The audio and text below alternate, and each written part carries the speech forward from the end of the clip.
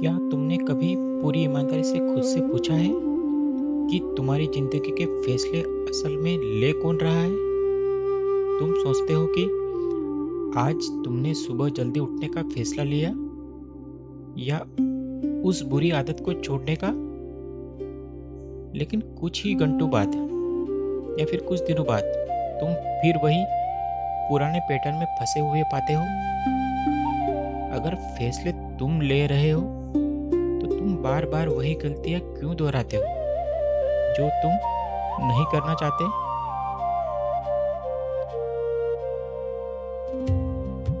सच तो यह है कि तुम एक पुराने प्रोग्राम पर चल रहे हो।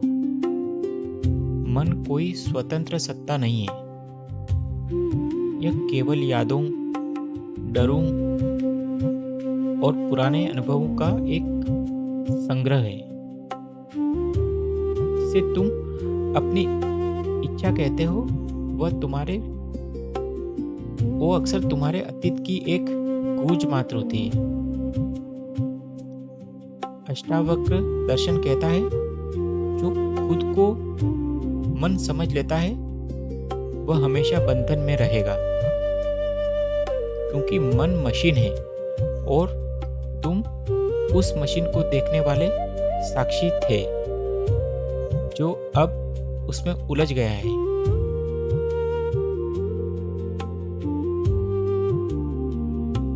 इसे विज्ञान की भाषा में समझते हैं। विज्ञान की भाषा में कहे तो तुम्हारा DMN यानी डिफॉल्ट मोड नेटवर्क तुम्हें वर्तमान में टिकने ही नहीं देता है। यह तुम्हें या तो कल के पछतावे में ले जाता है या आने वाले कल के डर में। जब भी तुम्हारे सामने कोई स्थिति आती है, तुम्हारा मन पुराने डेटा के आधार पर प्रतिक्रिया देता है और कोई कार्यवाही नहीं करता। There is a reaction and there is no action. तुम एक कठपुतली की तरह हो जिसमें धागे तुम्हारी पुरानी आदतों ने पकड़े हुए हैं।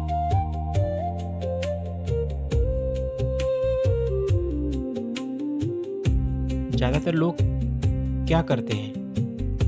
वे मन को बदलने की कोशिश करते हैं। एक विचार से दूसरे विचार को दबाते हैं, लेकिन यह तो जेल की एक कोठरी से निकलकर दूसरी में जाने जैसा है।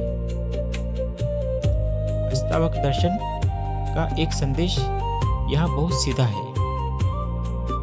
मन को बदलना नहीं है, उसे केवल देखना है। जैसे ही तुम हस्तक्षेप या इंटरफेरेंस बंद करते हो, केवल एक दर्शक बन जाते ही मन की ऊर्जा खत्म होने लग जाती है।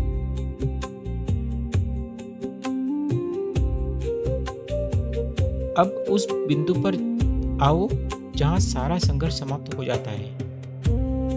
अष्टावक्र दर्शन कहता है, तुम न करता हो न भोगता, तुम केवल साक्षी या विटनेस हो। जैसे आकाश में बादल आते जाते हैं पर आकाश नहीं बदलता, वैसे ही मन में विचार आएंगे, निर्णय होंगे, पर तुम उनसे अछूते रहोगे। असली फ्रीडम, असली स्वतंत्रता फैसले लेने में नहीं, बल्कि यह देखने में है कि फैसले कौन ले रहा है। कर्ता का भाव गिरते ही जीवन एक बोझ नहीं, बल्कि एक सहज प्रवाह या फ्लो बन जाता है। अब तुम काम करोगे, फैसले लोगे, रिश्ते निभाओगे, लेकिन बिना किसी अतिरिक्त तनाव के, क्योंकि अब तुम्हें कुछ साबित नहीं करना, कुछ पाना नहीं, कुछ सोचना नहीं। तुम वही शांत आकाश बन चुके हो जिसमें सब कुछ घट रहा है, पर जो खुद कभी नहीं बदलता। यही तुम्हारी अंतिम मुक्ति है। स्वयं को पहचानो,